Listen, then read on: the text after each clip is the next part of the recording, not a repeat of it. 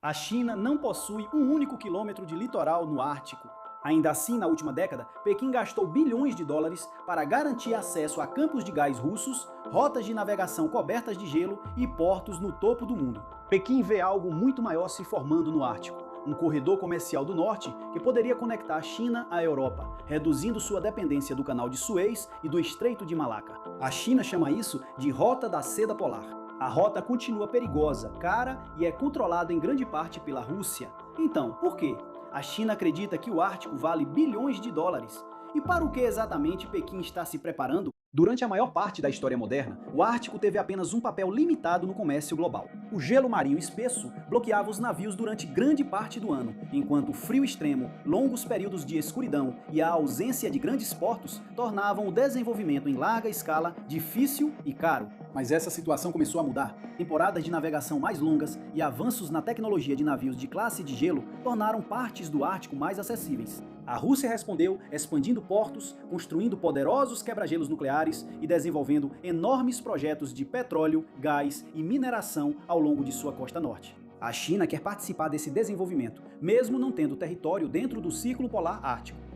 No centro da estratégia ártica da China está a Rota do Mar do Norte, um corredor de navegação que segue a costa norte da Rússia. Ela começa perto do Estreito de Bering, entre a Rússia e o Alasca, depois segue para o oeste, através dos mares da Sibéria Oriental, de Laptev e de Kara, antes de chegar ao Mar de Barents e ao norte da Europa. Para navios que viajam entre o leste asiático e o norte da Europa, essa rota pode reduzir a distância em até 39%, em comparação com a navegação pelo Estreito de Malaca, atravessando o Oceano Índico e passando pelo Canal de Suez.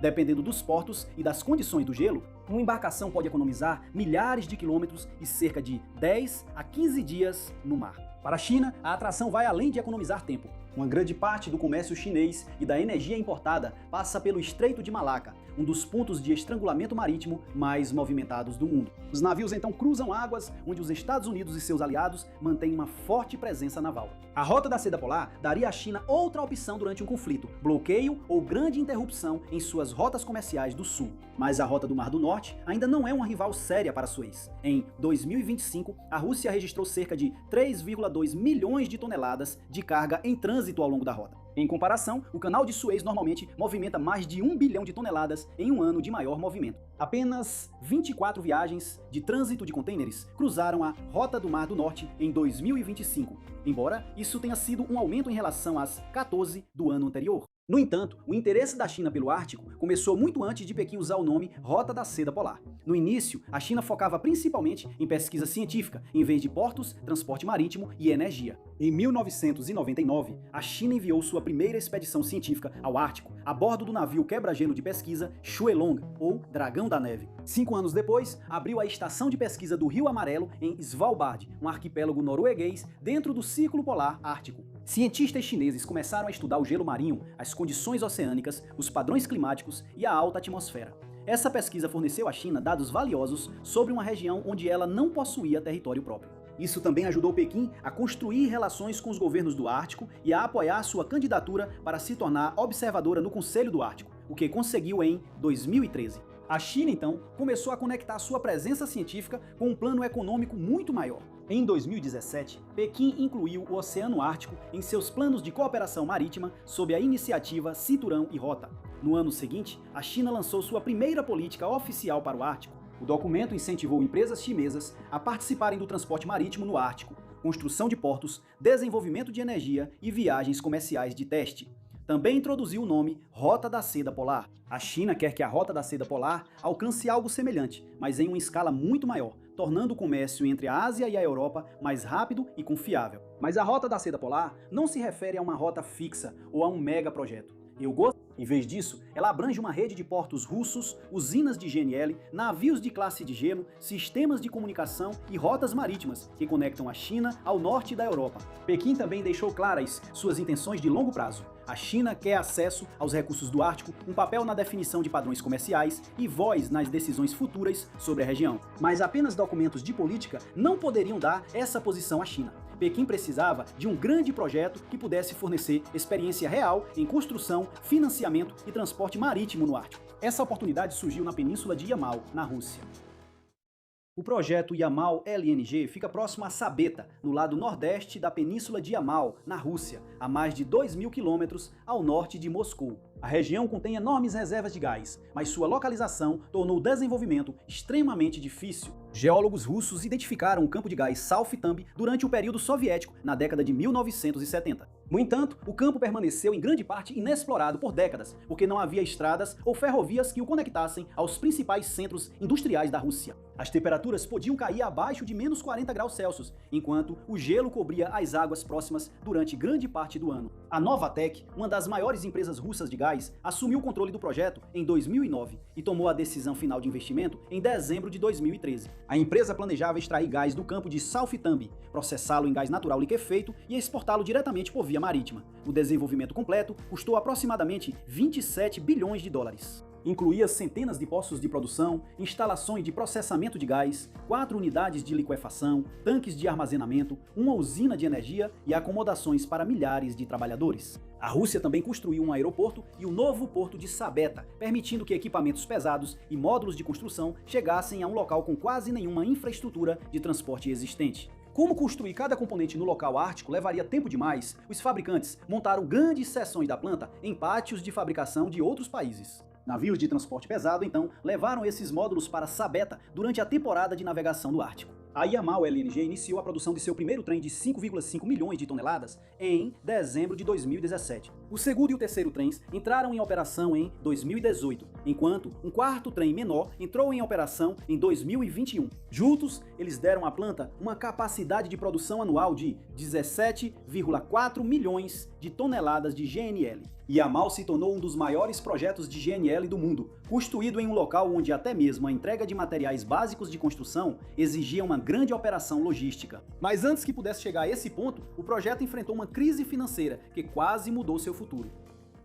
Quando a Novatek aprovou Yamal LNG em 2013, a empresa esperava levantar grande parte do dinheiro necessário com credores internacionais. Esse plano mudou depois que a Rússia anexou a Crimeia em 2014. Os Estados Unidos impuseram sanções à Novatek, que restringiram seu acesso a financiamentos ocidentais de longo prazo. As sanções não proibiram diretamente a construção da Yamal LNG, mas dificultaram muito para a empresa russa tomar emprestados os bilhões de dólares necessários para concluir a usina. A China já havia entrado no projeto antes das sanções. Em 2013, a Corporação Nacional de Petróleo da China, ou CNPC, concordou em adquirir uma participação de 20%. O acordo deu a Yamal um grande parceiro asiático e deu à China participação direta em um dos maiores projetos de gás do Ártico da Rússia. A CNPC também assinou um contrato de 20 anos para comprar 3 milhões de toneladas de GNL por ano. Isso garantiu a Yamal um cliente de longo prazo e assegurou um fornecimento constante de gás para a China. Pequim ampliou sua participação em 2015, quando o Fundo da Rota da Seda, apoiado pelo Estado, concordou em comprar mais 9,9% de participação da Novatek. Juntas, a CNPC e o Fundo da Rota da Seda agora controlavam 29,9% do projeto.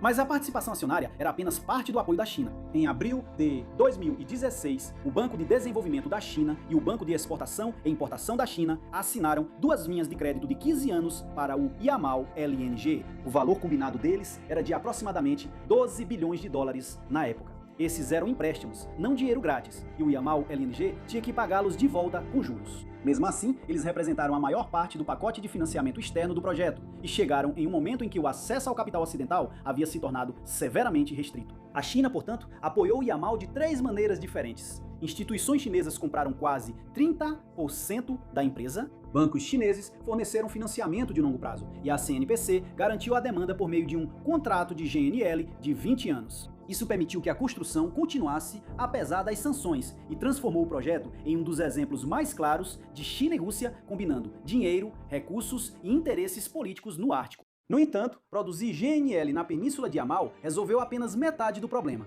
O projeto também precisava de uma forma confiável de transportá-lo por águas cobertas por espesso gelo marinho. O Yamal LNG encomendou uma frota de 15 navios transportadores especializados de classe de gelo ARC 7. Cada navio mede cerca de 300 metros de comprimento e pode transportar aproximadamente 172 mil metros cúbicos de gás natural liquefeito. Essas embarcações utilizam um design de dupla atuação. Em águas abertas, elas navegam para frente como navios convencionais. Quando encontram gelo mais espesso, podem virar e avançar de ré, usando cascos reforçados e sistemas de propulsão potentes para romper o gelo que pararia um navio cargueiro comum. Os navios podem operar de forma independente em condições moderadas, embora ainda precisem de assistência dos quebra-gelos russos quando o gelo fica muito espesso ou imprevisível. Durante a estação de navegação mais quente, os navios-tanque de GNL de Yamal podem navegar para o leste a partir de Sabeta, pela rota do Mar do Norte. Eles cruzam a costa ártica da Rússia, passam pelo Estreito de Bering e continuam para o sul em direção aos portos chineses.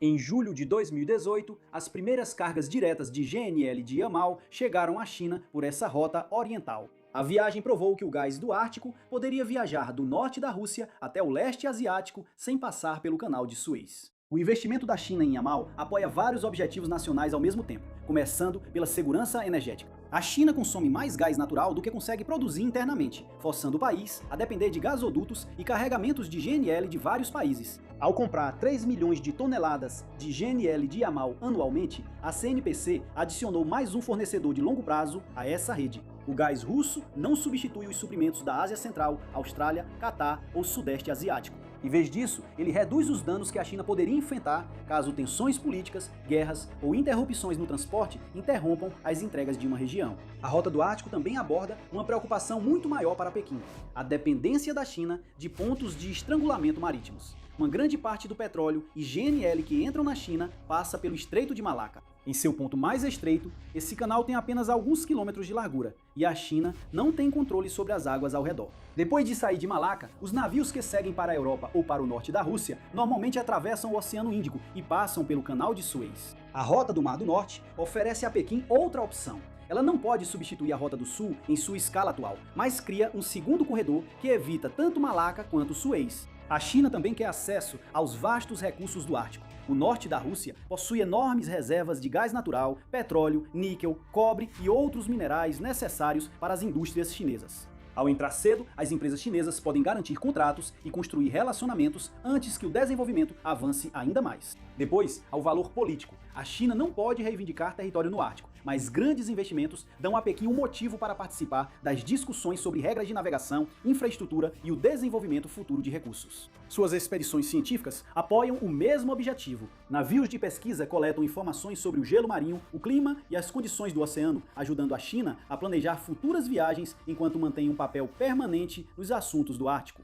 Para Pequim, Yamal LNG é, portanto, mais do que um projeto isolado de gás russo. Ele fornece energia, experiência em navegação, contratos industriais e uma posição mais forte em uma região que a China espera que se torne muito mais importante. Mas a Rota da Seda Polar ainda enfrenta altos custos, condições perigosas, sanções ocidentais e grande dependência da Rússia. Pode levar décadas até que navios porta-contêineres regulares possam usar a rota em grande escala, se é que isso vai acontecer. A China, no entanto, está se preparando desde já. Pequim está garantindo energia, acumulando experiência no Ártico e construindo relacionamentos antes que a Rota do Norte atinja todo o seu potencial comercial. Agora aqui vai uma pergunta para você. Será que a Rota da Seda Polar poderá no futuro competir com o Canal de Suez? A Rússia continuará sendo o principal parceiro ártico da China, ou será que seus interesses podem começar a divergir? E à medida que a China expande sua presença no topo do mundo, como os Estados Unidos e outras potências árticas irão responder? Conte para a gente o que você pensa nos comentários abaixo.